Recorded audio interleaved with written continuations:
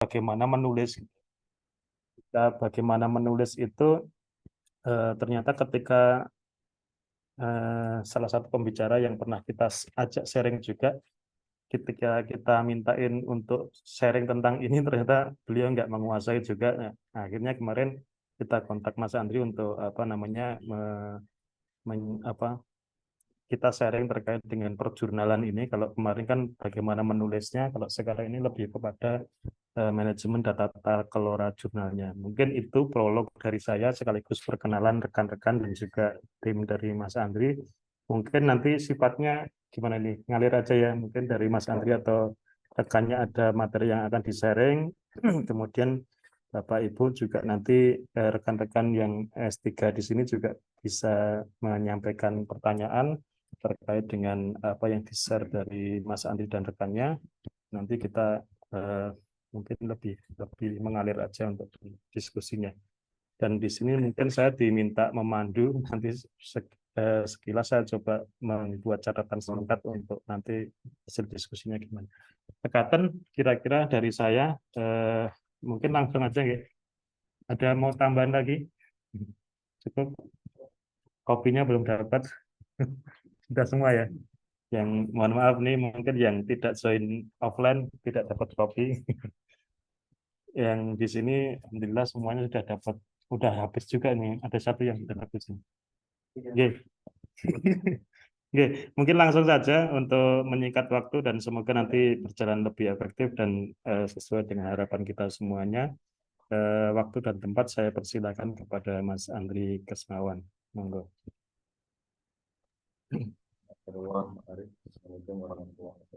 Waalaikumsalam warahmatullahi wabarakatuh. Terima kasih atas perkembangannya. Bahkan kali ini saya dan saya ada Pak Andri.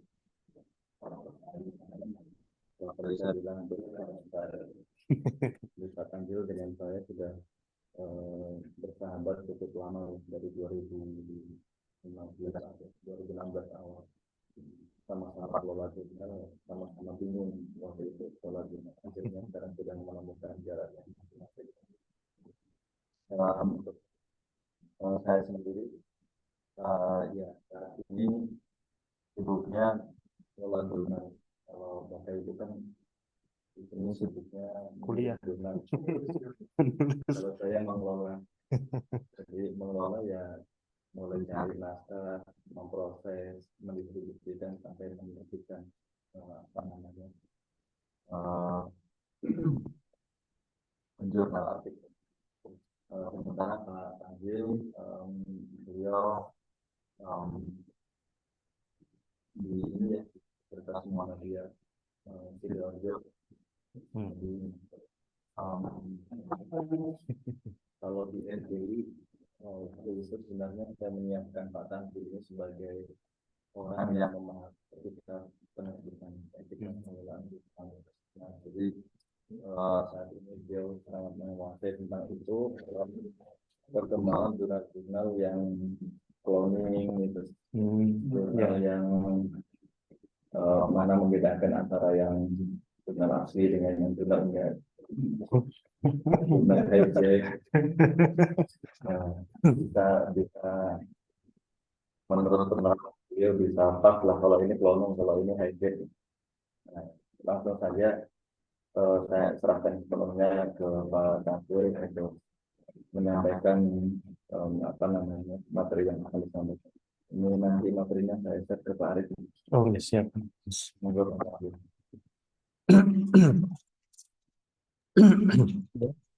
Saya bisa langsung masuk Pak Andri? Ya sudah Pak, silakan. Yes. Suara saya jelas Pak Ibu. Ini kameranya saya matikan biar suaranya nggak putus-putus. Siap. Jelas nggih? Jelas yang lain? Suaranya Pak Tanjil. Gimana? Sudah oke suaranya? Sudah semua ya? Ini mau ditanjung layar ini nggak sih? Yang atau Mas ini bisa ini connect ke sini nggak?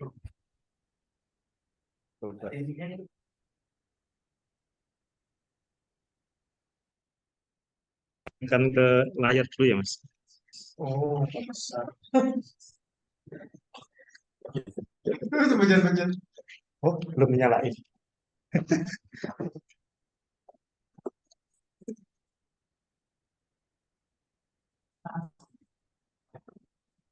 Bisa ya.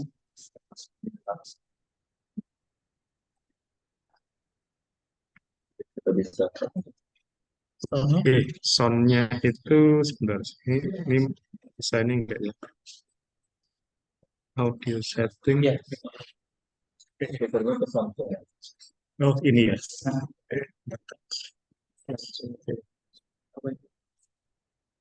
Kok aku langsung ini lagi ya untuk Samsung ya. Sip.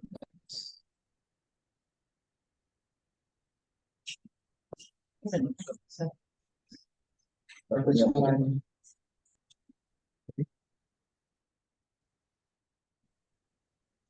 ini? Speaker ini. Nah, Eh, ya. yang ini. Ya. Boleh, Mbak? Itu dia. Espresso ya. Ini Americano. Yang lain. tes. Kayak nggak perlu.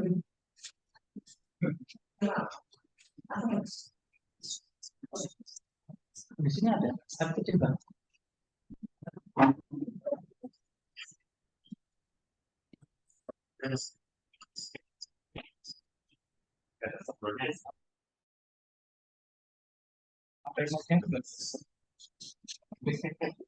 Jadi salah satu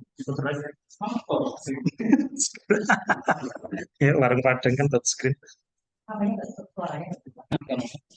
Atau tak ini aja tak loudspeaker sini aja ya.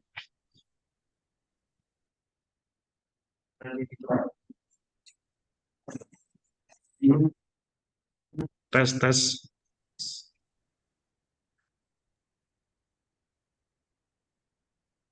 Oke, coba Oke. masuk. coba suara tes masuk nggak? Ya, Masuk. bisa dengar. Yang sini suaranya jelas nggak? Sampun jelas. Monggo Pak Multazam coba ininya suaranya di tes. Tes sudah. Tes. Bisa Halo. masuk? Sudah. Halo. Sudah jelas. Ini dari sana ke sini jelas ya?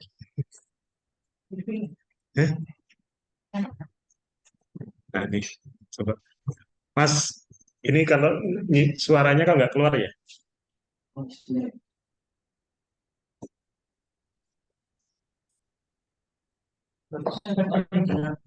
Iya, ini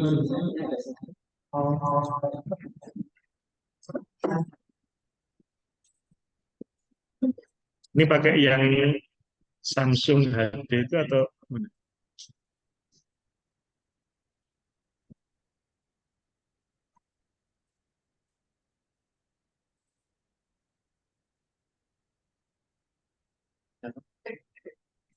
ini aja. Suaranya situ. Oh iya. Oke. Ya, udah. Gimana? Tim satu. Nggak, saya di mata aja ya.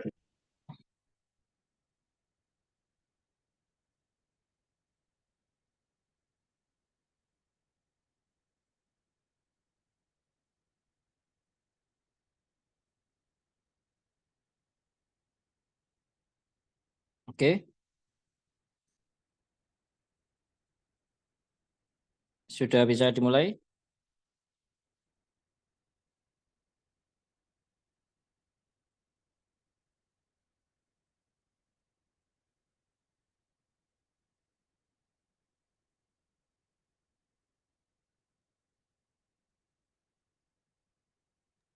Silakan Pak. Silakan udah bisa dimulai ya. Oke, udah jelas ya suara saya. Tes. Nyalain. Udah jelas? Bu? Ya. Sudah Pak. Sudah. Oke. Oke, saya lanjut nggih. Silakan. Oke, ini materinya yang mana dulu, Pak Andri? Ke preprint atau ke indexing dan predatory yang mana dulu? Boleh yang ini dulu. Oke, basic indexing dulu aja ya. Oke. Oke, terima kasih Bapak Ibu. Assalamualaikum warahmatullahi wabarakatuh. Warahmatullahi wabarakatuh. Di sini saya diminta sharing oleh Pak Andri Kesmawan untuk rekan-rekan di Teknik Industri UGM.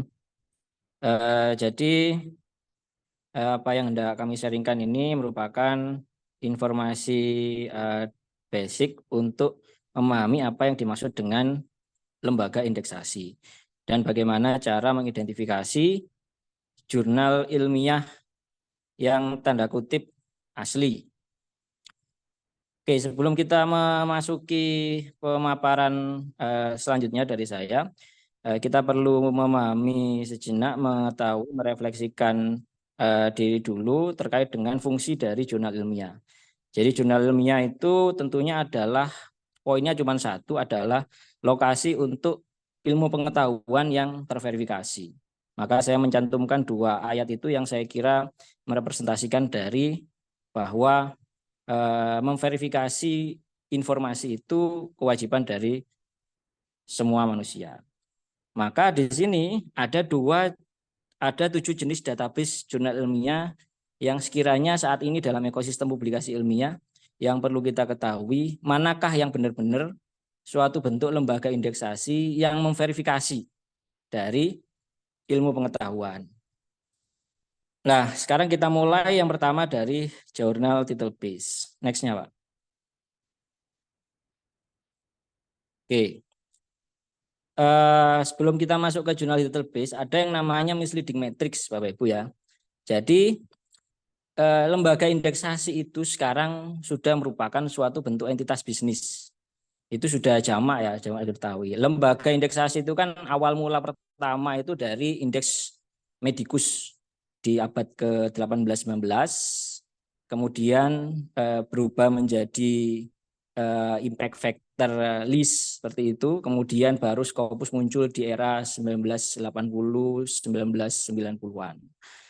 Nah, yang di sini kemudian setelah muncul adanya Scopus dan komersialisasi lembaga indeks yang awalnya hanya sebatas list untuk ilmu pengetahuan yang sudah terverifikasi yang dibuat oleh asosiasi, muncul kemudian lembaga-lembaga indeks dalam tanda kutip tidak memverifikasi tapi hanya sebatas untuk komersial.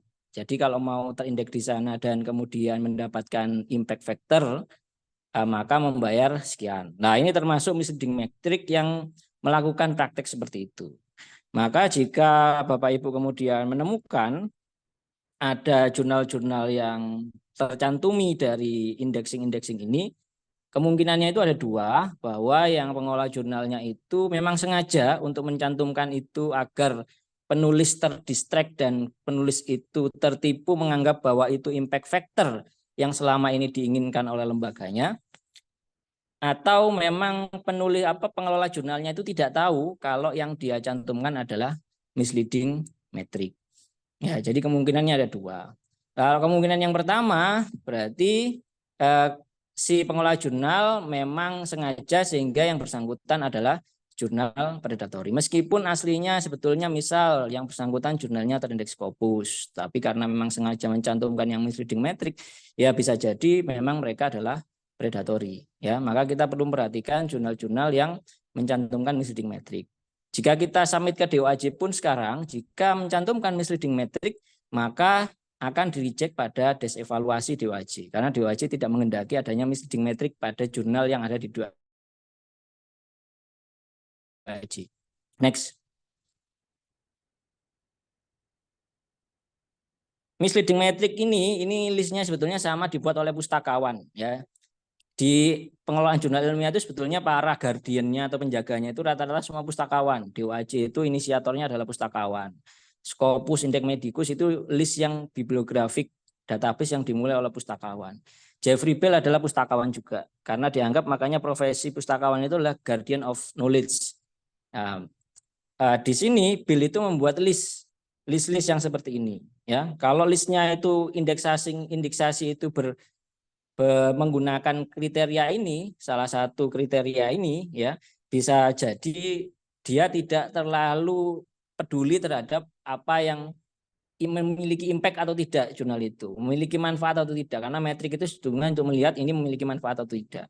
Ya, maka kriteria ini. Bapak Ibu jadi perlu ngecek sendiri secara mandiri apakah jurnalnya ini mencantumkan suatu kriteria yang bisa dianggap sebagai misleading metrik. Next.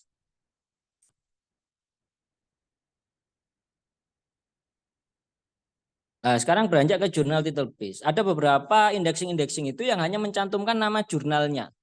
Ya, seperti yang saya cantumkan ini ada Sky Journal, Genomic, Journal Gate, Economist, EBSCO, A2Z, Road. Itu mereka hanya mencantumkan nama jurnal yang sebenarnya kalau itu dimunculkan sebagai list database atau indeksasi itu kurang tepat. Karena kalau yang namanya indeksasi itu dia sebetulnya adalah artikel yang terindeks. Kalau kemudian ini hanya list jurnalnya, berarti ini adalah katalog jurnal yang sebetulnya tidak terlalu banyak verifikasi. Makanya banyak pengelola jurnal itu yang baru saja punya ISSN itu langsung mencantumkan banyak indexing, tapi indexingnya adalah title base. Dan ini memang sudah jamak dilakukan karena memang untuk mendapatkan indeksasi dalam suatu bentuk list yang jurnal title database itu sangat mudah sekali, hanya menyetorkan ISSN saja. Dan ini contohnya jurnal title database. Apakah ini praktek yang bisa dikatakan nggak sesuai kode etik pengelolaan jurnal? Nggak, tidak juga, karena niat awalnya adalah diseminasi.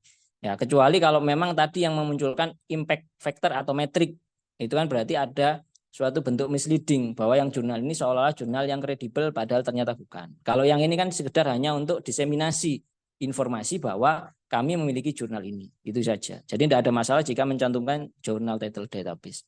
Next.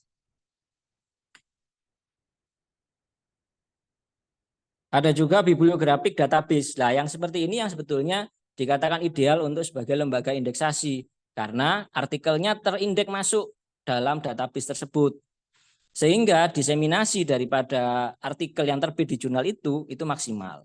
Maka pengelola jurnal dia pasti kalau sudah berpikir terhadap diseminasi, ingin mendapatkan impact, disitasi dan seterusnya, selalu mengejar database yang jenisnya adalah bibliographic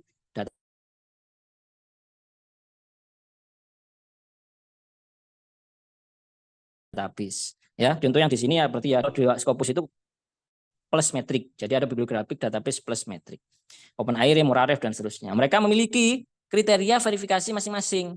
Ya, memiliki kriteria verifikasi masing-masing. Karena tadi awalnya lembaga indeksasi itu adalah lembaga yang memverifikasi ilmu pengetahuan yang disampaikan dalam bentuk artikel ilmiah. Maka kriterianya ada sendiri-sendiri. Nah, mereka yang kriterianya itu ada yang sifatnya teknologi, contoh seperti BASE. Semua yang menggunakan OJS itu pasti bisa terindeks ke BASE. Semua yang menggunakan OJS itu pasti bisa terindeks ke Muraref, bisa terindeks ke OneSource dan seterusnya. Karena mediumnya adalah OAI, seperti itu. Semua yang indeks dan terdeteksi Google, maka dia bisa masuk Google Scholar. Idealnya seperti itu. Seperti itu. Jadi kriterianya itu ada cirinya masing-masing. Sama seperti yang di UAJ, mereka kriterianya pasti berbeda dengan yang di Garuda dan seterusnya. Tapi pada poinnya adalah bibliographic database itu mencantumkan artikel. Next. Ada bibliographic and citation database. Nah, yang kayak ini masuk seperti Google Scholar, WOS, Scopus, Copernicus, dan Lens. Lens ini yang lebih enak sebetulnya untuk mencari artikel karena lebih komplit daripada yang saya sebutin semua tadi, termasuk sebetulnya yang Google Scholar. Karena verifikasinya itu dia lebih detail, lebih rigid daripada Google Scholar dan lebih besar database-nya daripada Scopus. Itu untuk yang Lens.org. Maka pencarian informasi artikel itu saya selalu menyarankan kepada kolega dan mahasiswa itu untuk cari di Lens.org saja karena lebih akurat dan lebih informatif. Banyak metrik-metrik yang bisa kita crop, yang bisa kita langsung taruh pada artikel kita karena otomatis teranalitik di sana secara free, gratis. Beda dengan Scopus yang harus berbayar untuk melihat analitiknya. Kalau di Lens.org itu semuanya gratis. Jadi kita bisa ngecek hasil sistematik literatur review atau literatur review yang kita lakukan dengan subjek-subjek tertentu. Untuk yang Lens.org. Next. Web of Science ini yang ada banyak sekali salah kaprah di Indonesia untuk menyamaratakan antara Web of Science yang dia memiliki impact factor dengan yang tidak memiliki impact factor.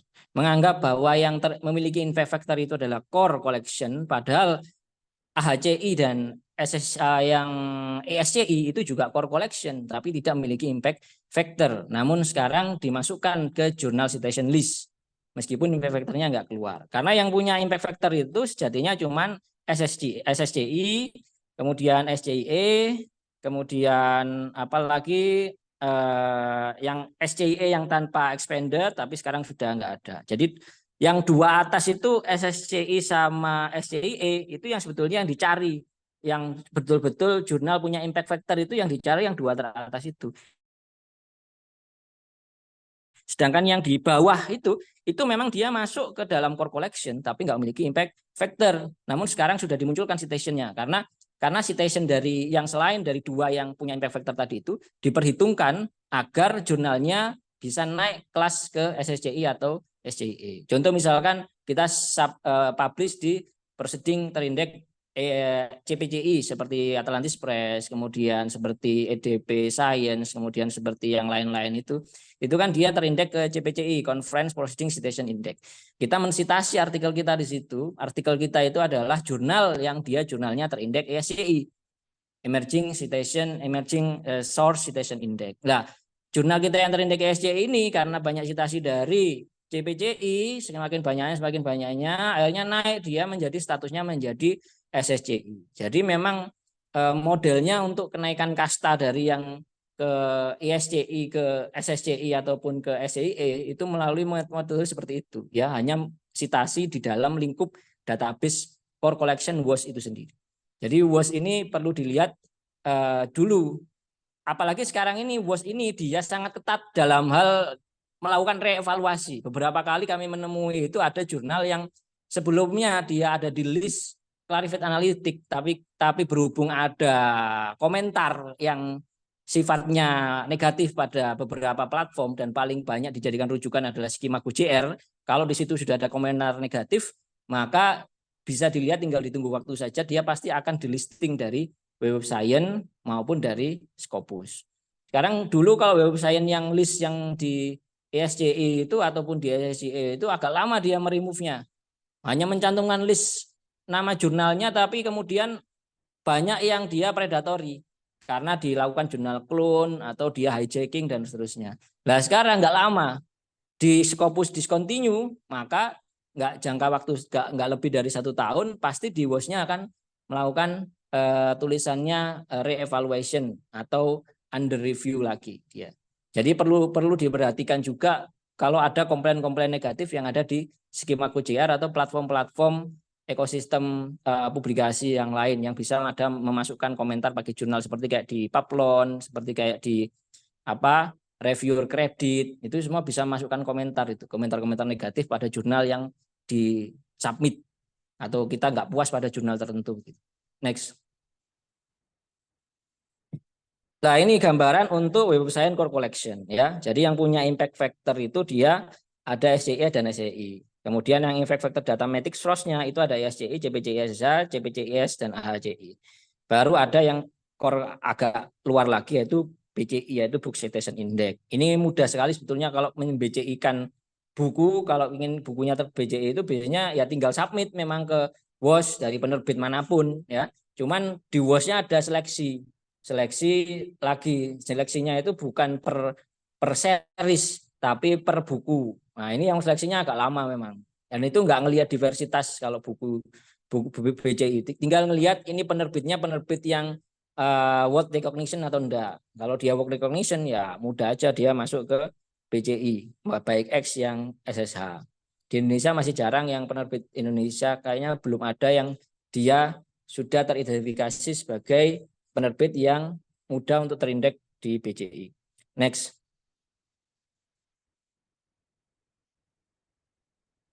Ya, saya rasa ini nggak perlu dijelaskan lebih lanjut ya, karena ini bisa dilihat masing-masing apa bedanya antara Google Scholar, Scopus, dan WOS.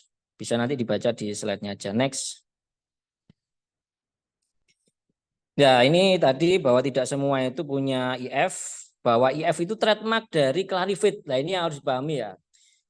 Bahkan Sinta pun tidak lepas dari kontroversi ini. Jadi ada kami di DOAJ itu, saya sebagai ambasador DOAJ itu ada beberapa kali dari editor itu menginformasikan untuk mereject jurnal terindeks Sinta atau akreditasi yang menampilkan IF-nya Sinta. Karena di Sinta itu kalau lihat kita di Sinta itu ada yang namanya Sinta Score, tapi ketulisnya itu impact factor gitu. Nah, impact factor itu asosiasinya itu hanya boleh ke Clarivate Analytics karena itu adalah trademark merek dagang. Maka kalau Sinta menggunakan istilah impact factor, maka sebetulnya melanggar dari trademark dari Clarivate Analytics. Makanya kemarin beberapa jurnal yang terindeks Sinta yang mencantumkan Sinta Score sebagai impact factor itu ke-reject di DOAJ karena menunjukkan misleading metric seolah-olah itu adalah impact factornya Clarivate, padahal itu impact factornya Sinta. Nah, ini mungkin juga perlu dipahami oleh pengelola jurnal. Next. Cara impact factor ya nanti bisa dicoba sendiri ya ke mglclarivate.com, dicoba sendiri dibuka. Nanti bisa login pakai akun Paplonnya masing-masing atau pakai Orchid. Nanti bisa ngelihat juga isian artikel-artikel judul-judulnya yang ada di jurnal tertentu tersebut. Next. Ya ini misalkan kayak gini ya informasinya. Tapi sekarang ini informasi yang saya crop agak lama ya. Ini ya, tahun 2021. Yang sekarang udah berkembang ada informasi yang lain di tampilannya ini. Jadi informasinya nggak sekedar ini aja yang sekarang, versi yang sekarang. Next. Bibliografik dan full text database. Ya ini perlu diketahui kalau yang mau mencari full text-nya, PDF-nya. Ya ini ada lokasi-lokasi. Garuda ini sekarang tidak lagi ya, karena dulu kalau Garuda itu dulu semua full text-nya ketarik sama Garuda. Sekarang enggak lagi. Sekarang hanya ketarik sebagian aja dan kadang beberapa periode tertentu, beberapa 6 bulan sekali itu di-delete yang lama-lama dan hanya mengambil yang hanya mengasih linknya saja ke original source. Jadi nggak nyimpen file lagi untuk Garuda sekarang. Jadi ini sudah nggak masuk di list yang full text database untuk Garuda yang sekarang. Ini perlu nanti dipahami untuk diupdate. Untuk yang lainnya nanti bisa dicoba sendiri. Next. Ini sudah next. Data repository. Apa itu data repository? Dalam ekosistem publikasi ilmiah modern saat ini yang sifatnya serba digital, kita nggak lagi mengenal istilahnya penyimpanan data itu dikekep sendiri, ditaruh di dalam laci dan nggak ada yang tahu. Sekarang ini sudah ada suatu bentuk ekosistem untuk open datakan data kita. Lalu bagaimana kemudian jika data kita dicuri? Ya itulah butuhnya di open datakan agar kita bisa mengklaim bahwa kitalah yang pertama kali memiliki data tersebut. Karena di sini ada timestamp dari online yang tadi. Maka lokasi-lokasi data repository ini perlu kita cek apakah benar data repositorinya itu data repositori yang kredibel. Contoh yang kredibel itu yang dikelola oleh lembaga-lembaga yang secara worldwide renowned. Contoh seperti kayak OSF.io itu kan dikelola oleh Center of Open Science. Kemudian kayak zenodo.org itu dikelola oleh CERN. Itu kan lembaga penelitian yang sangat kredibel ya CERN. Itu juga terkoneksi dengan OpenAIRE. Semua hibah-hibah riset yang dari European Union itu wajib datanya di open akseskan ke zenodo.org dan terkoneksi dengan OpenAIRE. Karena itu merupakan kewajiban bagi semua publikasi ilmiah yang dia hibah dari European Union. Karena mereka itu punya kebijakan namanya Coalition S yang untuk mengopen akseskan semua bentuk keilmuan dalam bentuk bahkan penulis tidak boleh lagi bayar. Artikelnya juga gratis. Nah, makanya ada yang namanya gerakan namanya Coalition S yang juga diinisiasi oleh UNESCO. Yang seperti nanti minggu depan ini saya ke Meksiko itu juga ada diminta untuk memberikan salah satu memberikan masukan gimana infrastruktur daripada Diamond Open Access ini, termasuk diantaranya dari Indonesia itu bagaimana perkembangannya saat ini. Nah, ini data repository ini juga perlu digalakkan di Indonesia. Yang saya tahu di BRIN itu ada yang namanya Inarchive yang diinisiasi oleh Pak Dasapta yang di situ mengonlinekan data, tapi belum begitu terkenal informasinya, belum begitu jamak sosialisasinya. Padahal hal ini lebih mudah untuk membranding keahlian kita kalau kita sering-sering ngupload data. Meskipun artikelnya nggak diterbitkan, tapi datanya aja yang diterbitkan.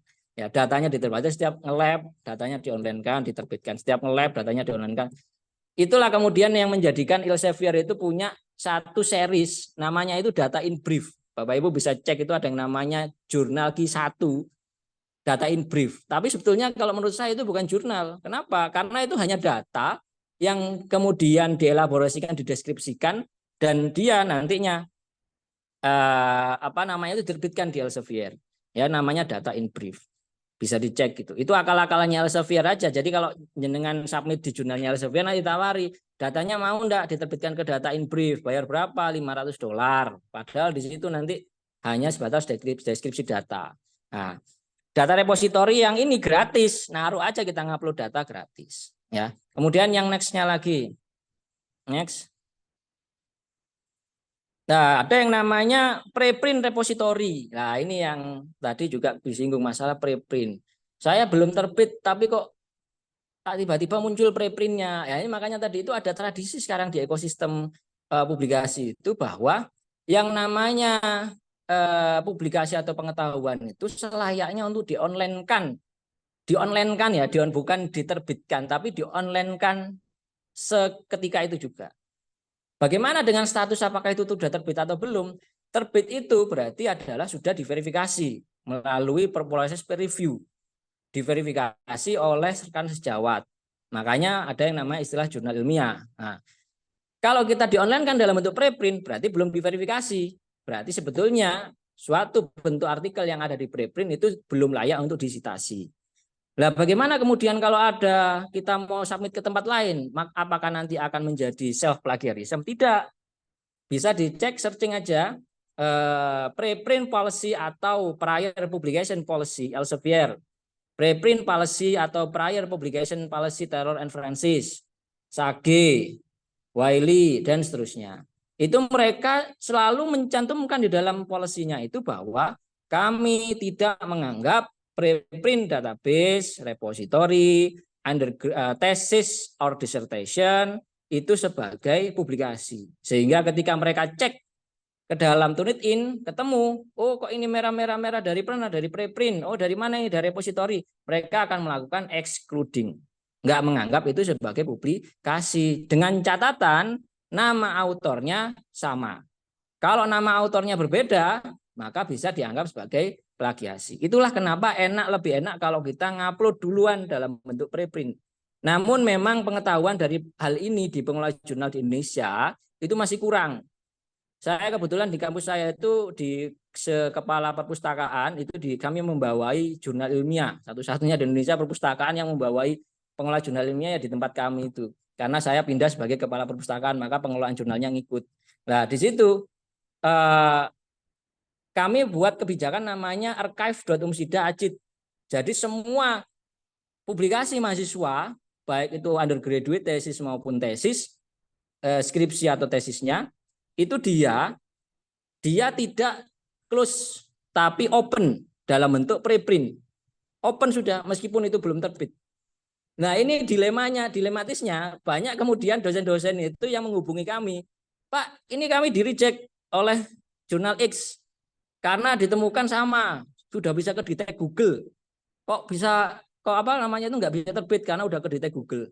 Nah ini saya kira logika yang fallacy ya. Fallacy-nya gimana? Masa hanya dengan kedetek Google dengan penulis yang sama itu dianggap sebagai self plagiarism? Jika logikanya seperti itu, maka status kita di Facebook pun itu kalau kita kemudian kita rangkum menjadi suatu artikel, kita jadikan artikel, kan kedetek Google juga. Apakah berarti status Facebook kita itu publikasi? Kan tidak. Nah, maka untuk menentukan ini publikasi atau tidak, itu stakeholdernya. Dan ini bisa dilihat dari kebijakan dari Kope dan publisher-publisher besar seperti Elsevier, Taylor Francis yang saya sebutin tadi. Semuanya nggak menganggap preprint itu sebagai publikasi, maka langsung dilakukan exclude. Maka pengelola jurnal kita lah yang sebetulnya harus dibekali dengan pengetahuan ini, tidak menganggap suatu bentuk penyimpanan online ya, karena kita kan sifatnya online semua ya, jadi penyimpanannya pasti online juga, makanya dikatakan repositori. Preprint itu berarti pracetak, pratayang, berarti belum terbit. Jadi preprint database semua yang di situ kebanyakan juga artikel-artikel yang belum terbit yang langsung di-online-kan oleh pemiliknya. Sehingga pemiliknya bisa ngeklaim kalau ada orang lain yang menggunakan idenya itu bisa kedetek bahwa saya yang lebih dulu. Itu untuk pengenalan saya terkait dengan preprint database. Next-nya itu apa, Pak? Bisa dicek. Ya, ini ya, preprint dan postprint. Itu bisa bedanya bisa dilihat di web yang saya link itu ada serpa.ac.uk miliknya apa namanya itu organisasi namanya GISC UK miliknya Britania Raya. Di situ mereka lembaga yang menggalakkan open access ya, JISC itu. Termasuk di antara platformnya adalah Serpa. Di sini dia ngelis jurnal yang membolehkan preprint, ngelis jurnal yang membolehkan postprint. Postprint itu apa? Bapak submit ke Elsevier. Elsevier-nya close access. Nggak bayar kan, gratis kan? Oh, submit ke Elsevier close access gratis. Gimana caranya agar artikel saya tetap bisa diakses oleh orang lain? Cari jurnal yang membolehkan postprint. Jurnal yang membolehkan postprint itu gimana berarti? Anda boleh mengonline-kan artikel yang ada di yang sudah terbit tadi, tapi tanpa embel-embel nama jurnalnya. Itu ada yang membolehkan seperti itu. Ya. Kemudian ada juga yang membolehkan boleh, tapi jangan yang versi sudah diedit oleh tim kami. Ya, itu bentuknya preprint. Akhirnya meskipun itu close access dan orang lain harus beli, tapi orang lain bisa membaca artikel itu dan bisa mengetahui secara garis besar temuan atau ide kita dan mensitasi artikel itu. Nah, itu justru harus sering-sering dilaksanakan oleh para ilmuwan kita atau akademisi kita. Next. Ya, identifikasi ini jurnal predatory. Ini saya rasa nggak perlu ya, karena ini pasti semuanya di sini beda. Next. Sudah tujuannya ada untuk kemampuan menulis. Next. Nah, ini ya harus selalu diingat. Jurnal bagus itu belum tentu artikelnya bagus, jurnal jelek belum tentu artikelnya jelek. Tapi tidak semua yang instan itu jelek. Karena ada beberapa itu yang cepat. Ada jurnal itu yang proses reviewnya cepat banget. Seminggu, 2 minggu udah terbit. Ciri yang kayak gini ini kalau Anda memiliki co-author yang terkenal di bidang itu. Ya, misalkan yang beliau merupakan profesor dari World-known University QS number 5, number 10 gitu, dan dia renowned sebagai profesor yang memang expert di bidang itu. Sebagai co-author dari paper Bapak atau salah satu co-author dari paper Bapak, maka si editornya itu pasti akan kontak profesornya ini, apakah benar sampai mengirim paper ini ke saya? Oh ya betul, prosesnya itu cepat. Ya, bahasanya kalau ada di ilmu agama itu pakai tawasul, ya, menggunakan nama untuk berdoa, menggunakan posisi orang lain untuk berdoa. Ya, sama seperti itu. Ya, jadi ini kita menggunakan profesor dari QS University yang rankingnya tinggi-tinggi itu sebagai salah satu co-author dengan approval beliau, dengan supervisi beliau. Ya, tidak langsung bertempel nama aja. Nanti jatuhnya ketika dikontak profesornya ternyata enggak izin sama beliaunya, bisa-bisa Anda langsung di-reject. Next.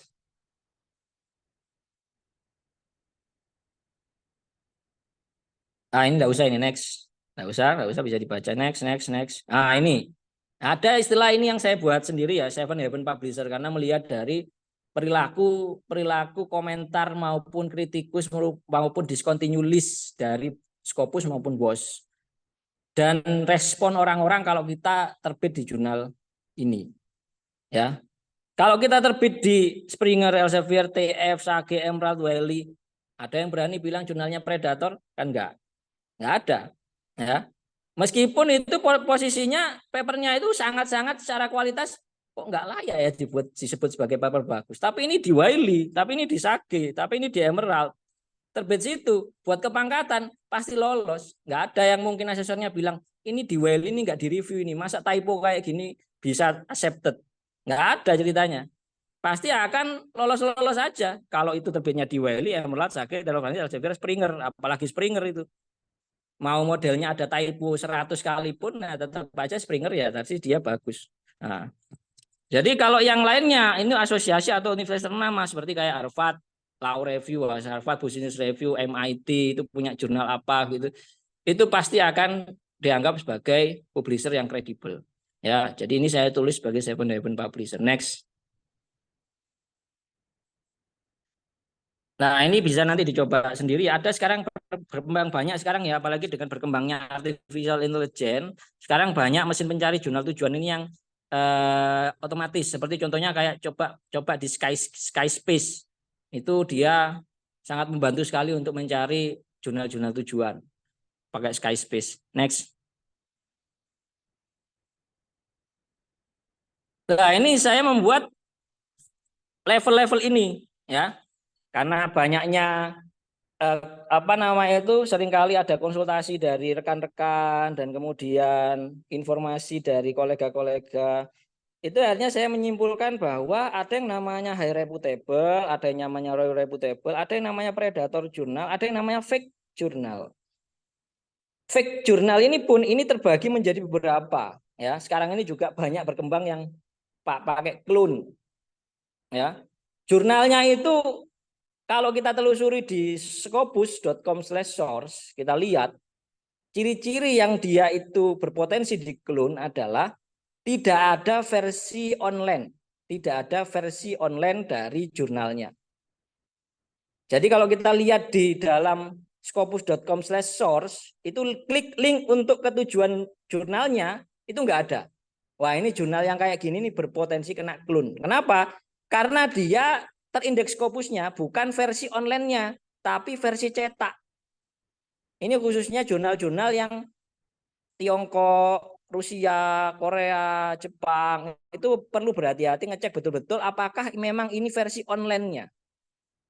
Banyak sekali kejadian jurnal-jurnal yang dia hanya terbit cetak, tapi kemudian mereka yang para pebisnis dalam tanda kutip ini membuat website dengan nama domain jurnal itu dan seolah-olah ini versi online dari jurnal itu.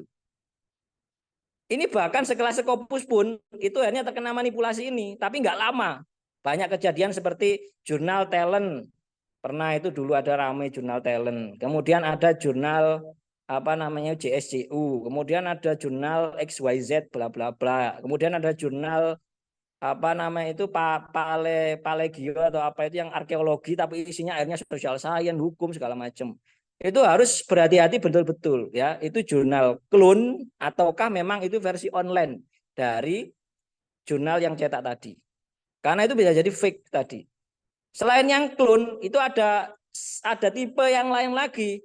Dia tipenya adalah tipe hijack.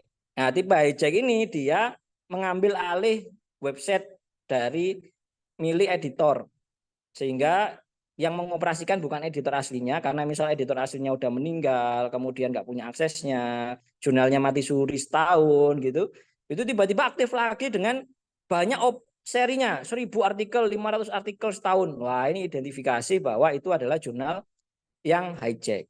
Scopus pun kalau ngelihat fenomena kayak gini, itu pasti langsung discontinue.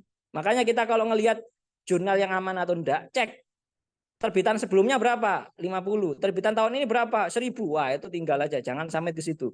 Ya mungkin kalau mau benda-bendi untung-untungan submit ke situ kemudian publish terindeks, untung.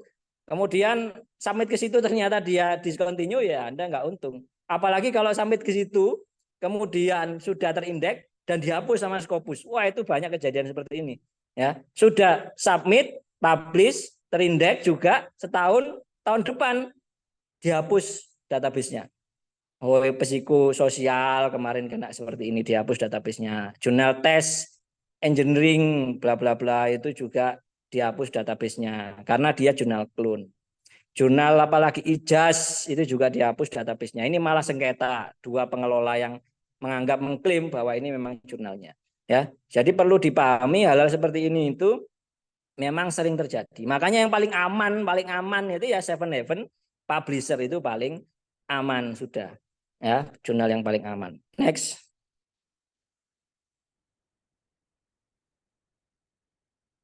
Kalau jurnal predatory bagaimana? Ya ini ya, meskipun dia terindeks, tapi kemudian nggak transparan dalam proses, tiba-tiba revisinya itu, reviewnya itu template, dan kemudian Anda langsung diminta bayar setelah ngupload meskipun ternyata nggak ada revisi sama sekali gitu kan. Nah, itu ya bisa dianggap dia predatory. Karena memang ada beberapa yang main cantik pengelola jurnalnya. Apa main cantiknya? Terbitan sebelumnya 50. Next-nya terbitannya 60. Next-nya lagi terbitannya 70, 80. Itu sama Scopus nggak terdeteksi sebagai anomali. Nggak terdeteksi sebagai radar untuk metriknya. Tapi kita bisa melihat bahwa bagaimana proses reviewnya. Oh, kalau ternyata proses reviewnya enggak terlalu ketat, atau kadang ada yang ketat, kadang ada yang enggak ketat, nah itu bisa dimungkinkan itu memang predatory jurnal. Dalam tanda kutip predatory jurnal yang memang dia tidak melihat sebagai penjaga verifikasi ilmu pengetahuan. Next.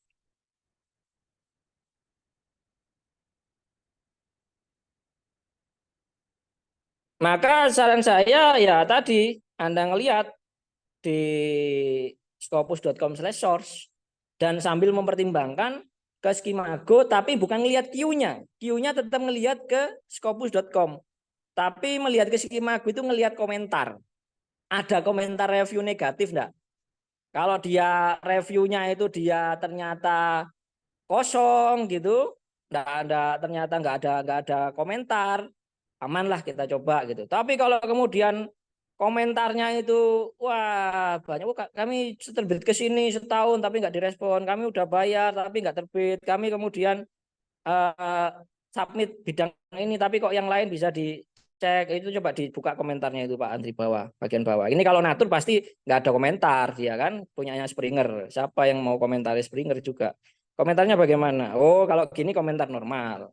Ya, ini bisa terbit apa enggak di sini, submit gitu aja.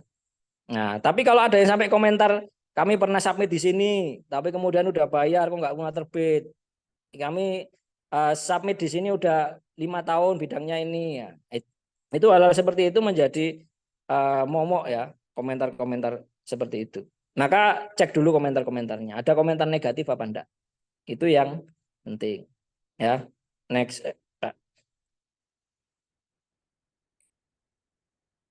Ya, ini ada tambahan satu lagi yang perlu dilihat ya. Kalau di Scopus itu ada satu lagi, tapi saya lupa nyantumin, nanti bisa dicek aja sendiri. Ada metrik radar publication concern, tapi ada satu lagi kemarin itu ada muncul baru ya. Ada muncul baru terkait dengan status dari jurnal ini. Bukan metrik radar, bukan publication concern, tapi ada satu lagi. Itu nanti bisa Bapak Ibu cek di content type and review-nya Elsevier, ada satu lagi. Tapi pada intinya poinnya dari 3 ini itu paling banyak itu adalah publication concern. Nah, ini publication concern. Itu kalau sudah kena publication concern itu jangan harap balik lagi. Ya, itu akan susah itu kalau publication. Kalau yang radar, metrik itu Bapak Ibu bisa masih aman itu. Jurnalnya ada kemungkinan bisa balik lagi. Karena kalau yang metrik maupun radar itu cuman masalah citasinya kurang untuk ditunjukkan sebagai bagian Scopus. Ya, itu ada metrik, radar ini contohnya Ibu ya, ada publication concern, metrik, radar.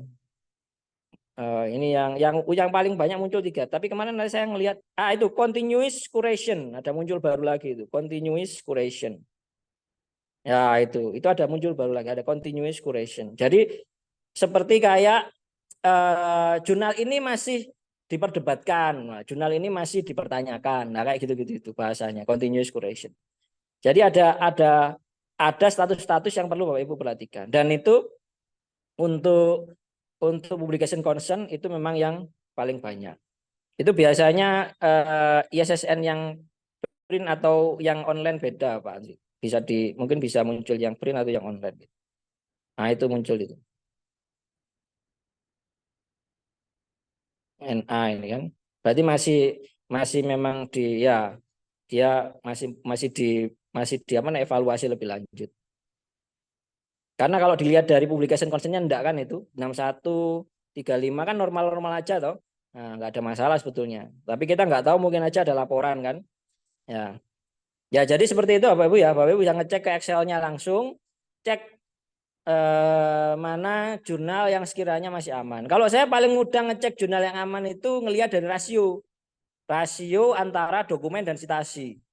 Kalau dia citasinya lebih banyak daripada dokumennya, ini jurnal memang jurnal kredibel, tapi sulit.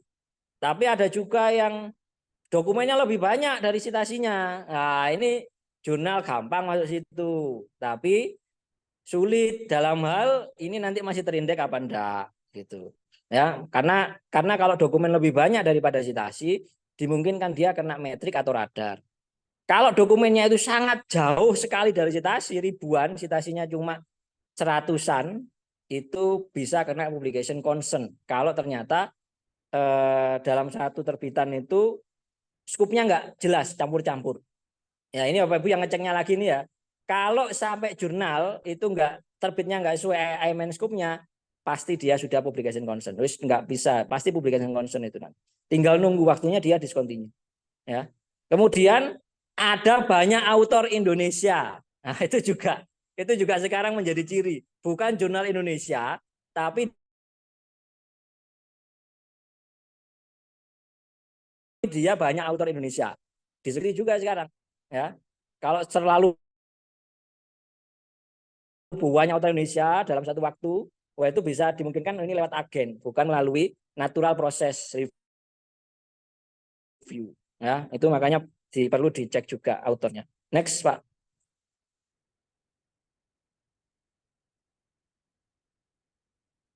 Ya ini untuk ini ya, evaluasi nanti bisa dibaca sendiri. Ini apa rumus-rumusnya, nggak usah perlu kita perjelas, bisa dibaca langsung. Next.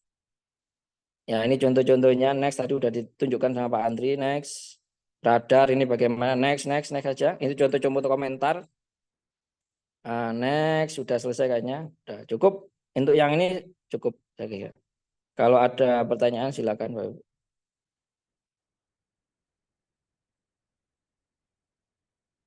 Rizky. Ya, terima kasih Mas Arif. Dan salam kenal Pak Multazam, saya Rizpianda Pak. Oke, mungkin yang pertama mungkin ada beberapa pertanyaan Pak, mungkin juga saya melihat juga ada pengalaman dari rekan-rekan Pak. Dan pengalaman saya sendiri. Yang pertama itu terkait dengan pengalaman saya Pak. Jadi saya pernah submit ke SAGE Pak, yang dari salah satu Seven Heavens itu.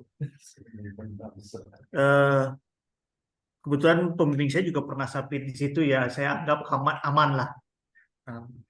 Tapi ternyata saya nunggu 3 bulan baru ada jawaban, dan jawabannya bukan jawaban sih sebenarnya, dia concern apakah Anda masih mau meneruskan proses submit karena saat ini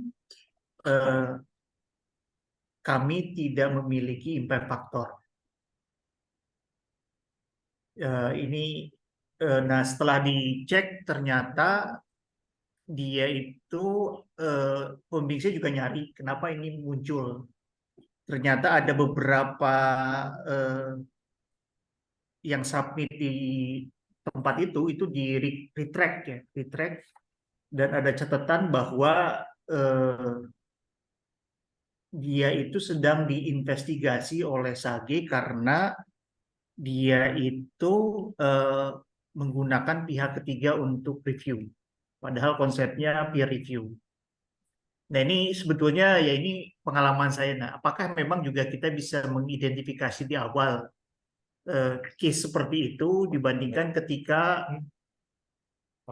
nama jurnalnya concurrent engineering and research application. Concurrent engineering. and dicek sih namanya. Ya. Nah itu yang pertama Pak. Yang kedua sih terkait dengan obrolan kita sih Pak. Obrolan kita itu memang ya kita sebagai mahasiswa itu sangat apa ya? Ya sangat menginginkan prosesnya cepat. Ya salah satunya juga kita juga siapkan dana ataupun juga kita punya dana terkait dengan biaya publikasi. Nah seringkali memang kita menganggap bahwa open access itu adalah yang paling cepat. Ya kalau toh itu betul, kira-kira cara open access yang paling aman itu gimana cara mengidentifikasikan? Itu yang kedua. Yang ketiga sih terkait dengan biaya, Pak. Nah, gimana kita bisa mengidentifikasi biaya real ataupun biaya hidden cost, Pak? Mungkin Oke. itu pertanyaan dari saya, Pak Ya. Multazam. Ya. Oke, untuk pertanyaan pertama, Pak, itu kaitannya dengan status jurnal, Pak. Jadi yang saya tulis sebagai Seven Heaven Publisher itu memang Bapak harus cek jurnalnya itu memang 100% diterbitkan oleh mereka. Karena banyak sekali jurnal yang dia ada di domainnya Sage, Elsevier di Science Direct-nya, Wiley di Wiley Open-nya, dan seterusnya itu, bahkan Springer pun, itu bukan 100% mereka terbitkan, Pak, tapi hanya sebatas hosting. Nah, kalau yang sebatas hosting ini, maka ada disclaimer-nya, peer review dilakukan oleh kampus asal atau institusi yang bertanggung jawab terhadap review bla bla bla. Bapak bisa ngecek itu di bagian footer kalau di Science Direct, kalau di Elsevier. Nanti ada tulisannya published by Elsevier titik. Wah, itu berarti memang benar-benar dia published by Elsevier. Tapi kalau ada disclaimer-nya published by Elsevier with peer review bla bla bla bla, wah itu enggak 100%. Kemudian kalau ada tulisan hosted by Elsevier, wah ini tambah ini. Ini bukan lagi 100%, tapi di bawah 50% itu Elsevier bertanggung jawab, enggak bertanggung jawab gitu. Jadi dia hanya bertanggung jawab di bawah 50% kalau hosted by Elsevier. Karena hosted itu gampang sekali. Asalkan kita pengelola jurnal punya uang, kita bisa jurnal kita di hosting oleh Elsevier, muncul di Science Direct. Namun nggak ada jaminan terindeks Scopus. Banyak jurnal Indonesia yang sudah mencoba. Ya, kayak salah satunya punyanya IPB itu Hayati itu dulu pernah nyoba. Sekarang Hayatinya udah terindeks Scopus malah setelah mereka keluar dari Science Direct. Ya. Jadi perlu dicek betul-betul apakah memang itu published by Sage. Itu yang pertama. Kalau memang dia published by Sage, pasti mereka sudah ada SOP.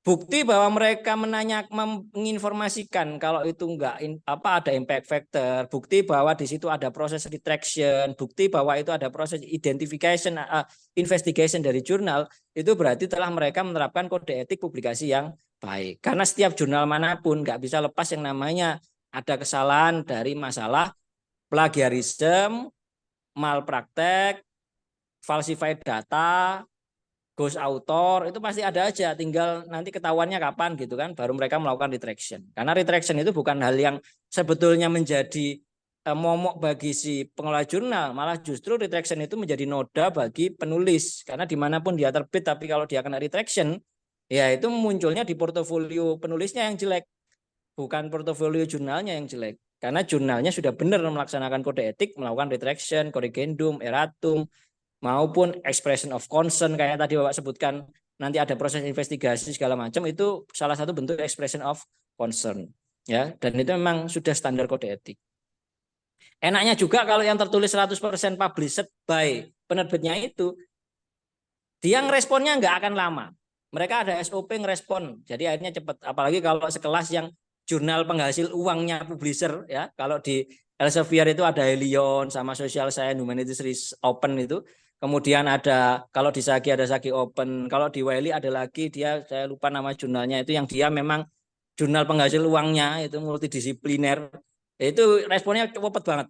Tapi mereka memang benar-benar melakukan proses pengecekan yang secara SOP-nya mereka. Ya, karena mereka nggak mungkin mau diturunkan, dikeluarkan dari yang disebut sebagai penerbit besar. Jadi Bapak perlu untuk ngecek secara mandiri sendiri, mengidentifikasi apakah mereka memang melakukan proses SOP sesuai kode etik apa enggak.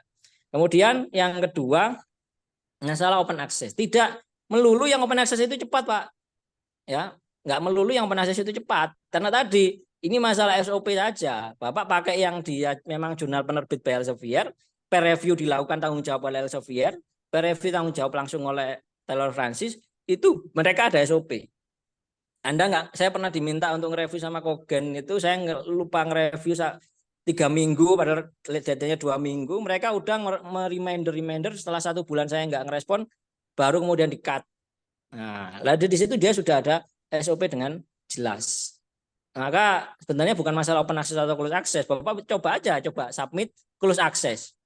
Kalau itu punyanya publisher yang saya sebutin tadi, yang dia memang 100% publisher, pasti responnya cepat. Ya. Apalagi kalau yang ada minta submit bayar itu, ada yang dipunyanya Elsevier itu khususnya yang ekonomi, itu submit aja bayar Pak, $100. Anda nggak bayar, mereka nggak respon. Kalau tadi kita belum bayar, mereka kita diminta bayar. Setelah kita bayar, jawabannya kita di reject karena nggak sesuai scope. Jadi hanya menunggu informasi di rejectnya itu kita bayar $100 Pak. Itu sudah dialami oleh kolega-kolega kami itu begitu. Bayar $100 hanya untuk menunggu berita di reject gitu. Ya. Itu memang menghasilkan uangnya kayak gitu. Kemudian yang nomor tiga tadi terkait apa ya?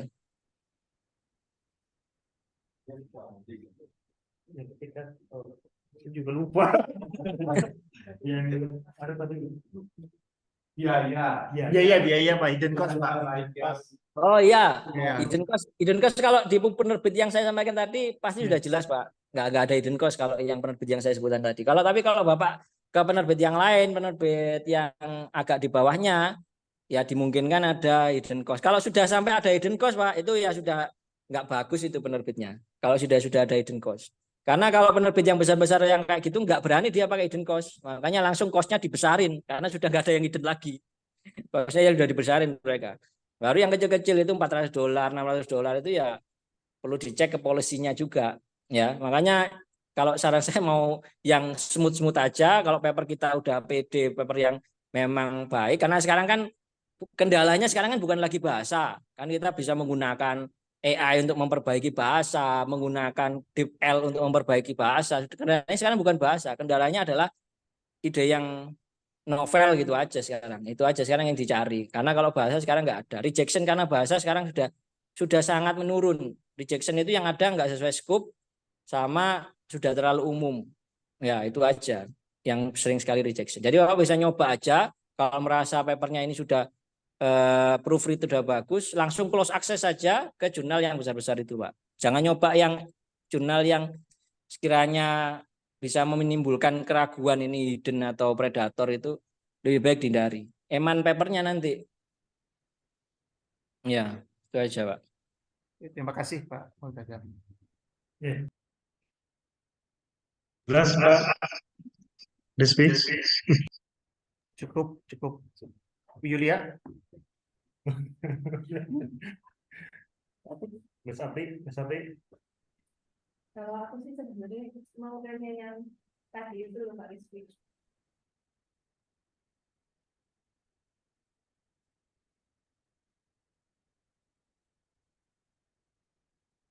Ya.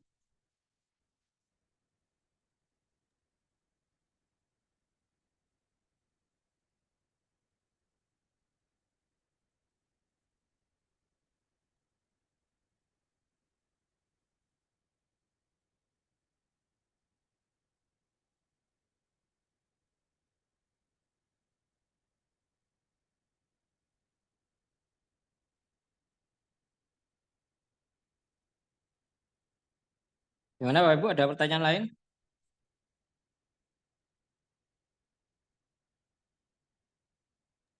Iya.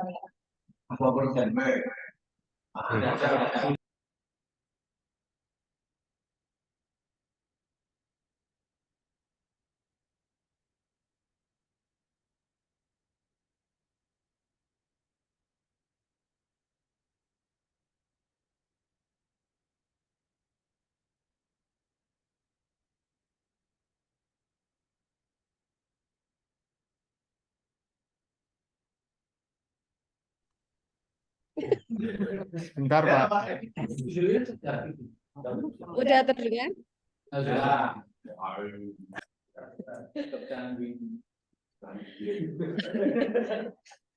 Ini Buka dulu. buka ya.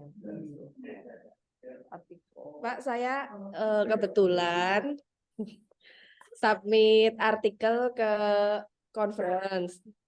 Nah, kebetulan dari 5 orang yang submit, 4 di antaranya itu dapat feedback kalau similarity indeksnya tinggi. Setelah dicek itu ternyata referensinya yang masuk ke dalam kategori similarity-nya. Nah, itu kalau seperti itu kira-kira solusinya seperti apa nih, Pak? Mungkin bisa sharing. Makasih, Pak. Ya, kalau konferen itu pendekatannya berbeda, Bu. Jadi ada beberapa penerbit itu dia nggak pakai exclude, nggak pakai filter, tapi mereka langsung mengecek apa adanya hasil. Kalau memang itu similarity-nya tinggi karena artikel lain, bukan karena artikel yang milik dia sendiri yang belum terbit, contoh kayak di preprint atau repository, maka itu bisa masuk diakui similarity-nya dalam hal dianggap sebagai similarity. Tapi kalau itu miliknya sendiri, maka ya nggak diakui sebagai similarity. Dan itu bisa dikomplainkan sebenarnya oleh panitia. Dulu saya pernah ada kejadian itu, paper yang kami handle itu dia kena similarity 60%. Kemudian setelah dicek, similarity-nya mengarah ke repositori dari kampusnya, dari paper itu sendiri, karena laporan riset. Nah, ini kemudian bisa dikomplainkan ke penerbit bahwa itu merupakan paper sendiri, buktinya ini, linknya ini. Nah, itu diterima sama mereka. Karena tadi kebijakan menganggap bahwa preprint repository itu bukan publikasi, itu sudah jamak dimiliki oleh penerbit besar. Nah, kalau referensi bagaimana? Nah, itu tadi itu tergantung penerbitnya. Penerbitnya mengakui enggak dia sebagai referensi itu bagian dari yang di-exclude. Karena ada penerbit itu yang dia mengakui itu sebagai similarity, ada yang nggak apa-apa di-exclude begitu. Ya, makanya pengelola itu ada kalanya hati-hati mereka. Kalau ternyata referensi, karena kalau menurut saya ya, itu sama di referensi itu nggak sampai lebih dari 5% itu nggak ada. Mau di-exclude sampai gimana pun turunnya itu pasti maksimal 5%. Dicobalah. Jadi pasti itu kalau tinggi, itu bukan karena referensi. Itu pasti ada bagian daripada paper yang dia memang tinggi. Karena kalau referensi itu nggak mungkin dia lebih dari 5% untuk similarity-nya. Kecuali kalau referensinya itu mulai referensi 1 sampai terakhir itu dalam satu sumber. Wah, itu nggak logis juga. Masa penempatan referensi mulai referensi 1 sampai 10 sama dari satu sumber, tapi teksnya berbeda. Nah, ini kan berarti ada asumsi melakukan paraphrasing, ada asumsi melakukan manipulasi daripada data. Nah, ini juga makanya kadang-kala ada penerbit yang minta jangan di-exclude referensinya karena mereka mau ngelihat referensinya ini sama enggak dengan paper lain, logika berpikirnya. Nah, kalau dengan paper lain sama persis 1 sampai 5 sampai 7, nah ini dipertanyakan originalitas dari papernya. Itu, Bu.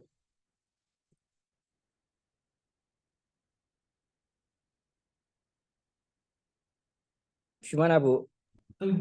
Mau ditunjukkan sharing Mau di sharing, tunjuk.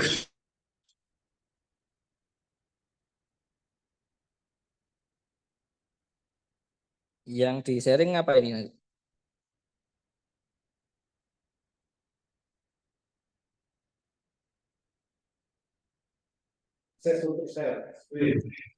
Ya, hasil similarity-nya, ya kan? Mati. Monggo. Oke, memang nggak di share. Kok nggak kelihatan?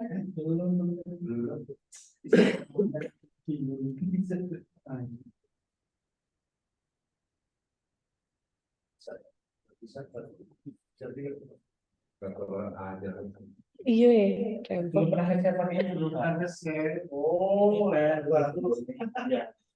Bukan masih dulu. Makanya yang itu aku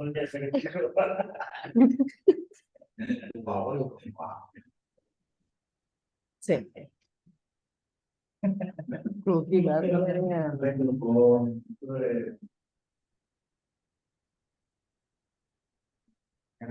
Nah, ini berarti ini terindikasi yang diragukan validitasnya ya karena ini referensinya kena semua. Bukan begitu yang diragukan validitasnya, Bu. Maksudnya itu referensi 1 sampai 7 atau 5 itu dalam satu sumber. Punya Ibu dalam satu sumber enggak?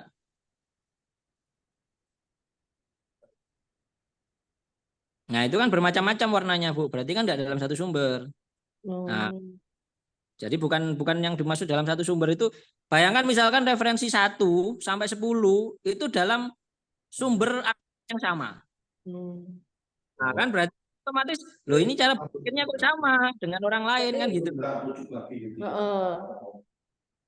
Ya, paham ya maksudnya ya. Nah, ini kalau misalkan ini di-exclude kan Bu, jumlahnya itu nggak banyak ini Bu. Bapak Ibu coba ngelihat yang atas itu. Yang Tapi paling atas. jadinya banyak, Pak. Bentar. Enggak, coba yang atas tadi loh, yang atas tadi loh. Scroll yang atas. Hmm. Kok error? Tapi kalau di-exclude itu tadi jadi 16%. Enggak, coba lihat yang atas saja. Bentar. Ini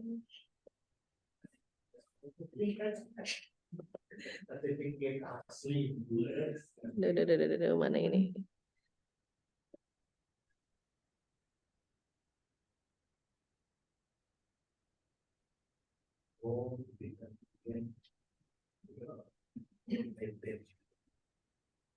Ternyata error.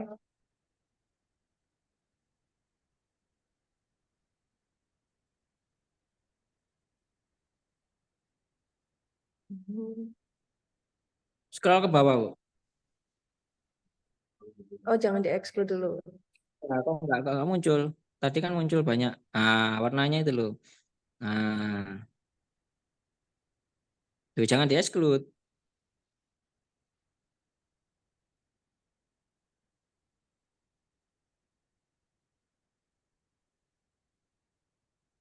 Ya, oke.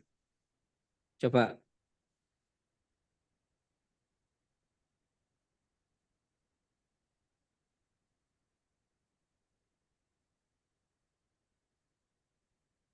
Yang atas, Bu, bukan yang bawah.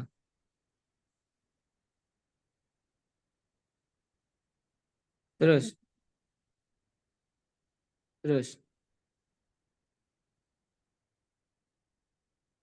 Oh ya. Ya ini enggak, kalau yang ini enggak ada masalah ini, Bu. Cuman ya kembali kebijakan penerbit ini. Ini kalau penerbitnya seperti contohnya kayak saya pernah itu ke yang IOPS itu mereka yang kalau referensi nggak mau di exclude. Itu contohnya. Ada satu lagi yang nggak mau di exclude untuk referensi itu ada lagi eh, Taylor Francis CRC Press itu juga dia nggak mau di exclude. Nah, CRC Press. Lah, yang lain-lainnya boleh di exclude. Nah, ini kadangkala tergantung dari penerbitnya. Makanya karena begini Bu, kalau kita submit sebagai pengelola, Ibu reject, itu uangnya nggak balik Bu.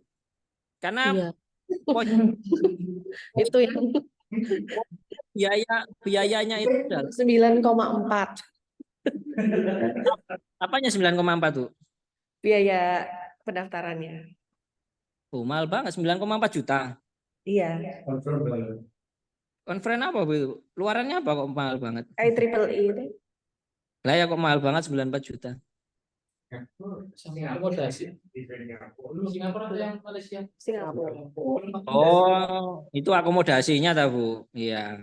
Nah, kalau Ini biaya kalau di sewa hotelnya. iya kalau IEEE kan murah aja IEEE kan sebetulnya nggak sampai segitu. Tapi mungkin biaya hotelnya sama biaya keuntungan panitianya kan gitu. Iya, karena kalau IEEE itu malah dia kalau di luar Indonesia itu nggak terlalu Bu, itu referensi itu boleh nggak di-exclude itu. Ini Boleh kok saya boleh dapat di-exclude. email itu ya disuruh. Ya nggak tahu itu panitianya kebijakan panitia masing-masing sih Bu. Ibu kalau mau yang muda IEEE itu jangan di daerah-daerah yang sekiranya negara-negara QS gitu Bu. Misalkan ada IEEE di apa Myanmar, IEEE di Thailand gitu kan. IEEE di India gitu. Ikut aja yang IEEE yang kayak gitu-gitu itu. Ikut yang pilih yang online. Karena IEEE yang di luar-luar kayak gitu itu mudah-mudah banget itu IEEE-nya. Nggak ribet kayak yang di Indonesia ataupun yang kayak di yang Ibu sebutkan tadi itu. Bahkan bisa online aja. Oh, oke. Nggih, nyari yang Berarti ini gampang-gampang. saya ngajuin banding ke panitianya, bisa ya Pak? Ya, bisa itu aslinya. Itu kan terserah panitianya aja kalau masalah itu. Karena kalau IEEE mudah IEEE itu nggak terlalu nggak kalau referensi dia boleh di-exclude kalau IEEE. Oke Pak, matur nuwun. Oke. Naik turunnya impact factor ya pastinya karena nggak ada yang citasi, Bu. Maka turun impact factornya. Makanya kalau jurnal Q1 itu belum tentu aman, Bapak Ibu ya. Jurnalnya Q1 tiba-tiba discontinue, ya bisa aja karena publication concern, skupnya campur-campur. Nah, itu dia discontinue. Jadi bukan karena kemudian Q1 kemudian turun jadi Q2, Q3, Q4 baru kemudian discontinue, enggak begitu cara mainnya, aturan mainnya. Meskipun Q1 tapi dia publication concern, pasti dia langsung discontinue. Q2 kalau dia publication concern pasti dia juga discontinue. Jadi nggak ada hubungan QQ itu sama dengan publication apa namanya itu bisa discontinue apa enggak masalah QQ. Dan saya Pak Multazam, jadi berdasarkan citasinya ya. Ya, citasinya makanya bisa coba Pak bukakan source itu Andri, scopus.com/source Q1 gitu aja. Yang filter Q1 gitu. Coba. Filter Q1. Nah, ya. Nanti dilihat di situ di bagian kanan itu kan ada rasio itu dokumen kan. Coba diklik Pak Andri, klik list by dokumen di res itu loh. Kanan itu loh, dokumen 2019 itu, bawah. Sebelah kiri. Ah itu klik. Nanti dia kan tertinggi kan. Nah, itu ada Bapak bisa ngelihat itu. Ada artikel setahun, jurnalnya setahun, scientific report 86.000 artikel setahun bukan setahun antara 2019 sampai 2022 3 tahun terakhir itu dia 86.000. Citasinya 648.000. Oh, berarti kan banyak citasinya kan. Lah yang kayak gini ini nggak mungkin dia dikeluarkan gara-gara radar atau metrik. Tapi bisa dimungkinkan kena publication concern kalau ternyata skupnya nggak sesuai. Scientific report ini jurnal apa? Jurnal kalau saya dikatakan jurnal penambang uangnya Springer. Jurnal penambang uang. Bapak Ibu kalau mau coba sampai ke situ, asal punya uang gitu aja. Itu berarti predatory enggak itu, bukan enggak dianggap predatory sama sekali itu. Coba ngelihat itu harganya berapa, pasti akan terkagum-kagum Bapak Ibu dengan harganya APC-nya itu. Bisa beli mobil itu APC-nya. Ya, ini jurnal penambang uangnya Springer ini, jurnal penambang uangnya. Kalau di Elsevier itu Helion, Social Science, Humanities, Open itu jurnal penambang uangnya. Ya, kayak gitu, Ibu.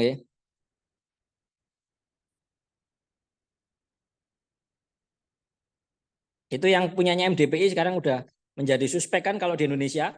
Padahal MDPI kalau dilihat berapa itu? 48.000 dengan 281.000 perbandingannya. Yang sustainability nomor 4 itu. Nah, itu MDPI kan itu. Yang katanya jurnalnya bermasalah di Indonesia itu MDPI.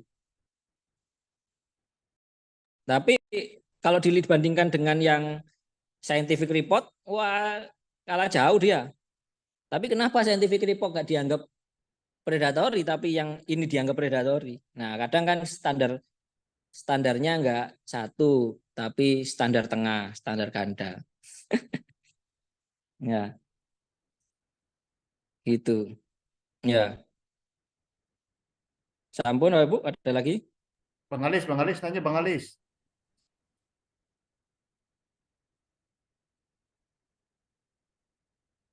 Belum, sana maghribnya jam 7 ya.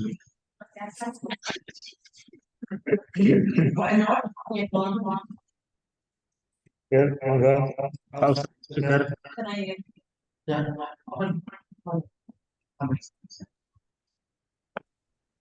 Selesai. Pak. Bu Julia. Boleh saya tanya sedikit? Bendahara kita. Kalau ada pengalaman dengan jurnal Emerald nggak Pak Multazam? Ya, pernah ada. Kenapa, Bu? Ya, kenapa, Bu? Gimana, Bu? Ada apa, Bu? Kenapa? Halo, Ya, halo, kenapa, Bu? Halo.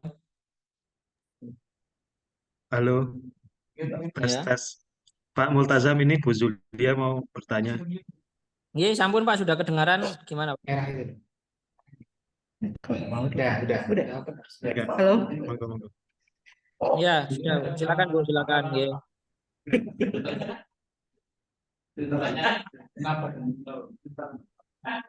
Jurnal saya udah 2 bulan belum ada kabar. Oh, ini Emerald, Bu ya? Emerald ya? Emerald ya. Ya, Ibu cek cek penerbitnya di copyright, Bu. Itu penerbitnya Emerald apa? Hosting.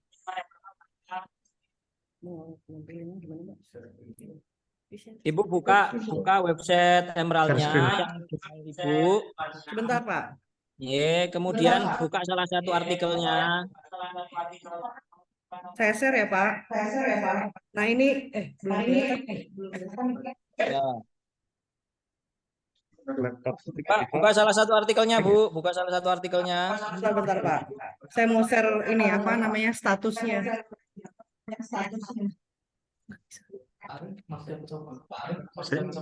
Laptopku ngehang. Oh udah kelihatan ya Pak. Sudah. Ya ini status dari tanggal 17 Agustus Pak. Jadi saya lagi galau. Ibu buka artikel yang pernah terbit di jurnal itu, Bu. Buka artikel. Ya, bukan artikelnya Ibu, tapi artikel yang pernah terbit.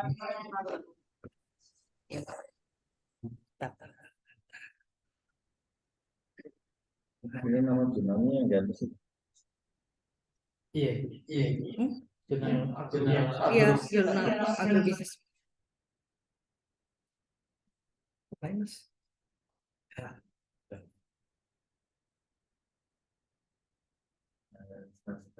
Oke. Saya tutup dulu ya.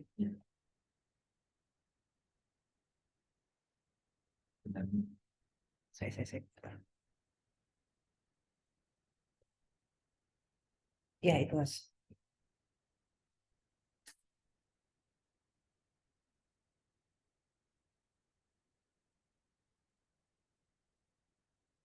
Ini Pak Tanjung.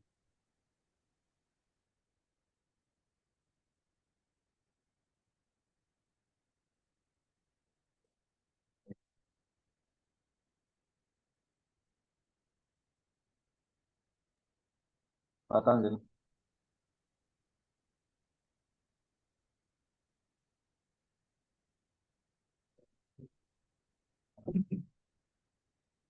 Bener kok publishernya. Copyrightnya di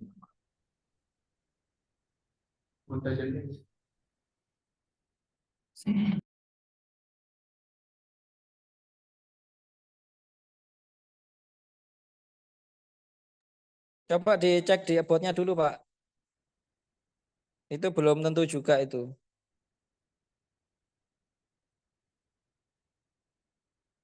About jurnal, ada kok about jurnal biasanya.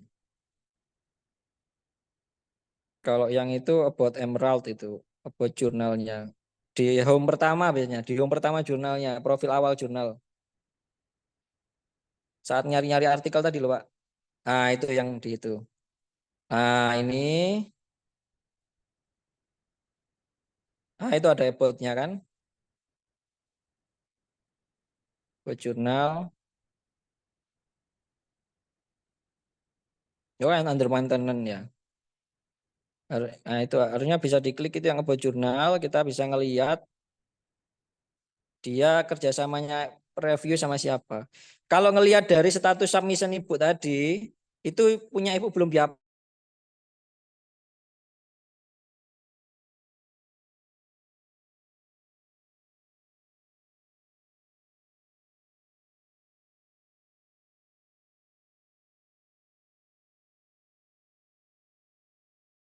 Apa-apain itu Bu, belum di-assign ke, memang belum ada yang respon.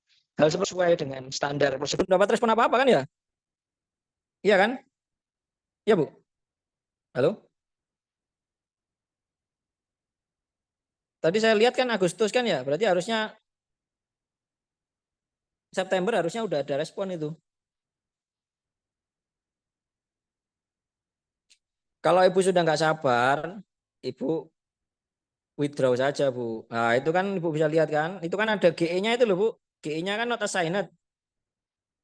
Ya kan? GE not assigned, TIC-nya ASOK, GE-nya not assigned. Lah, not assigned itu berarti paper Ibu belum ada yang pegang sama sekali dari editornya. Jadi bukan under review statusnya, ya memang belum kepegang. Kalau belum kepegang kan berarti sudah menyalahi dari prosedurnya dia sebetulnya karena terlalu lama nggak ada respon sama sekali. Makanya kita perlu melihat ini beneran tak penerbitnya Emerald gitu. Biasanya muncul di about jurnalnya atau di paper yang terbit di bawah. Mereka peer review-nya tanggung jawab siapa? Nah, kalau dia tanggung jawabnya memang benar-benar Emerald, wah itu ada problem dengan jurnalnya. Ibu withdraw aja. Karena hal seperti itu sangat tidak lazim. Nggak dipegang editor manapun padahal itu penerbit besar dan itu dia editornya digaji. Bukan kayak kita yang editornya gajiannya apa dari kampus segala macam itu dia digaji penerbit besar editornya. Kalau dia penerbitnya adalah Emerald. Jadi ada SOP-nya. Jadi saran saya kalau yang seperti ini nggak ada ditaruh di GE, Ibu bisa withdraw aja. Kasih ke penerbit yang sekiranya lebih responsibel, bertanggung jawab. Bisa ke Elsevier-nya atau bisa ke Taylor Francis-nya. Kalau Elsevier Ibu submit yang benar-benar dia, Bu, saya yakin pasti direspon nggak kurang dari 1 bulan. Pasti direspon. Oh iya Pak, makasih Pak Ya. infonya. Karena kan sama halnya Ibu ada jualan, ada customer. Ibu kan punya SOP, berapa lama saya harus ngerespon customer tadi. Dan itu pegawainya loh, pegawainya kan pasti Ibu ya punya SOP, harus berapa lama merespon kan gitu. Nah, kalau udah lebih dari 1 bulan hanya untuk respon pertama desevaluasi, itu sudah nggak sesuai. Karena terlalu lama. Jadi kalau menurut saya itu ada problem dengan pengelolaan jurnal yang ini. Bisa aja karena masalah internal dari personalnya itu atau masalah yang lain. Jadi bisa di withdraw. Kalau saran saya sih itu terlalu lama, bisa di withdraw.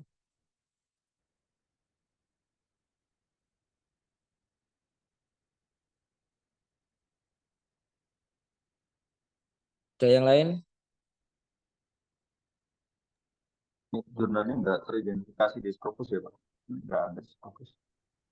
Jurnalnya belum terindeks Scopus. Jurnalnya belum terindeks Scopus ya bener aja. Kan berarti dia memang produk yang belum dibuat SOP-nya secara rigid kan bisa aja seperti itu. Ya selesainya ini kan saya coba cek ya, cari dua-duanya cari nggak ketemu di Scopus. Iya. Nggak ada berarti Pak. Iya. Nggak ada berarti. Berarti hanya ISCI aja dia. Kan tadi nunjukkan ISCI aja kan itu memang jurnalnya. Itu saya lihat tadi ISCI aja ditampilkan tadi. ISCI gitu, terindeks ISCI.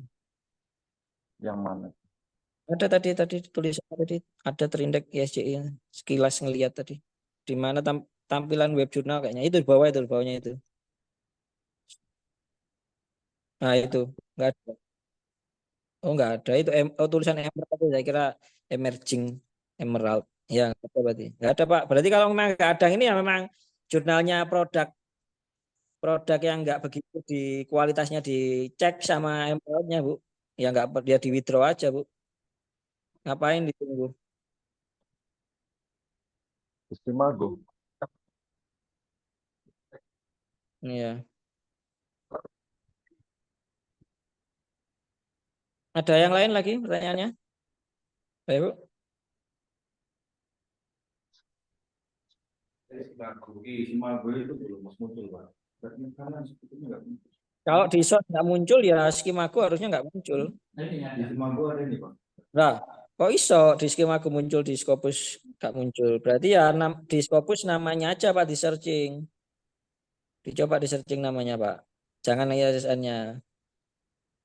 Karena kalau di Skemago muncul, harusnya di Scopus Komsos muncul. Karena kan sumbernya dari sini, Skemago.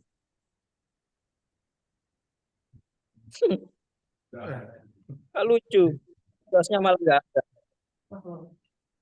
Berarti kalau kita meskipun dari Skemago ya kan sama aja nggak terindeks loh. Ya aneh ya. Aku ada. Coba ngelihat bawahnya Pak, historinya. Histori bawah. Terus. Masih ada. Oh, iya kemungkinan ini namanya itu namanya mungkin keliru itu Pak. Ada nama atau ISSN-nya, coba cek ISSN online. Udah. Biasanya udah. Iya. ISSN yang bawah coba. 847 itu juga nggak ada tak itu. Oh, lucu. Di sumbernya malah nggak ada. Apa saya 3 bulan? Masih title. Coba.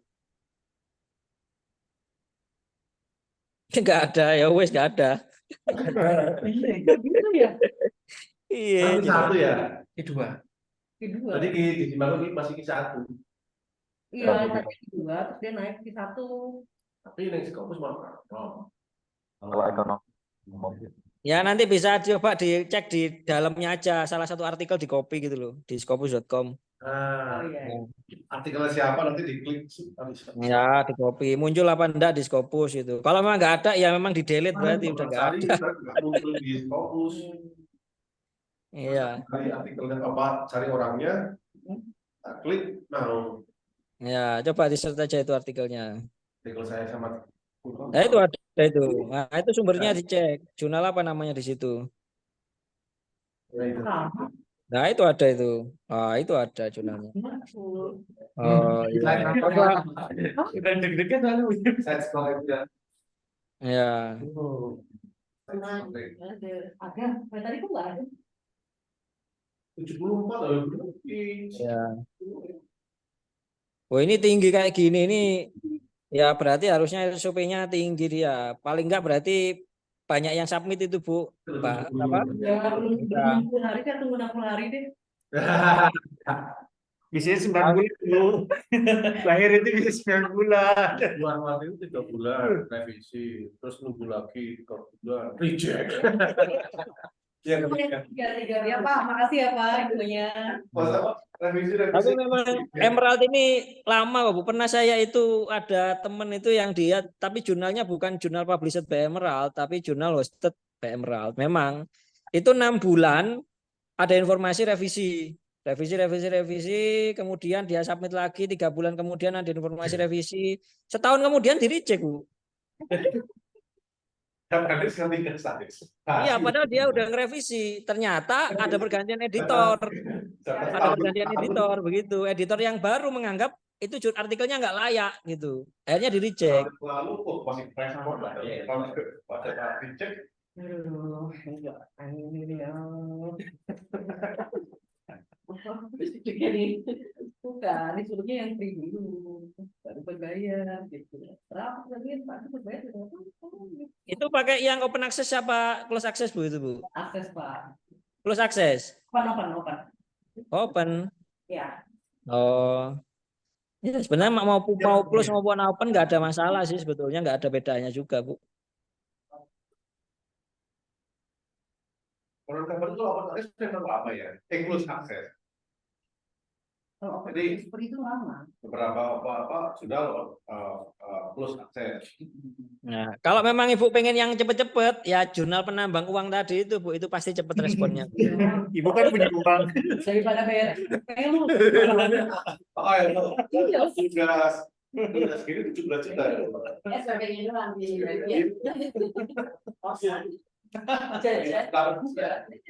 bolak balik dari sekarang. Ya. Cukup. Cukup ya Bang ya, udah maghrib ya. Ya cukup. Nanti Pak. Maghrib. Ya, cukup maghrib juga di Surabaya udah maghrib juga. Ya. Oh itu Rio. Surabaya mana? Surabaya Pak. Nggih, saya di Malang ini posisi. Sidoarjo. Udah maghrib. Oh, Malang. Nggih. Berarti udah maghrib lebih dulu ya. Nggih. Oke, mungkin sementara itu dulu Pak Multazam dan Mas Andri. Jadi ini tadi beberapa pertanyaan dari teman-teman yang sudah mencoba submit dan juga mendapat respon dari beberapa publisher maupun editor. Sepertinya sudah terjawab. Nanti mungkin kita bisa sharing lagi ke depannya mungkin dengan pertanyaan-pertanyaan yang lebih lain yang berbeda gitu ya. Dan sementara untuk saat ini kalau dirasa sudah cukup mungkin kita akhiri. Ada yang lain? Cukup ya. Saya pikir cukup. Terima kasih atas waktunya Pak Multazam, Mas Andri, dan juga rekan-rekan sekalian yang sudah join sampai maghrib ini, sore ini. Terima kasih waktunya telah meluangkan sekian materi dan juga waktu untuk rekan-rekan semuanya. Kita ketemu lagi di pertemuan yang akan datang. Kita akhiri. Assalamualaikum warahmatullahi wabarakatuh. Waalaikumsalam warahmatullahi. Nggih, monggo pamit ya, Bapak nggih. Gitu. Cukup nggih, kita close. Monggo Pak Rizky. Matur nuwun, Pak. Matur nuwun Pak Multazam sekali lagi.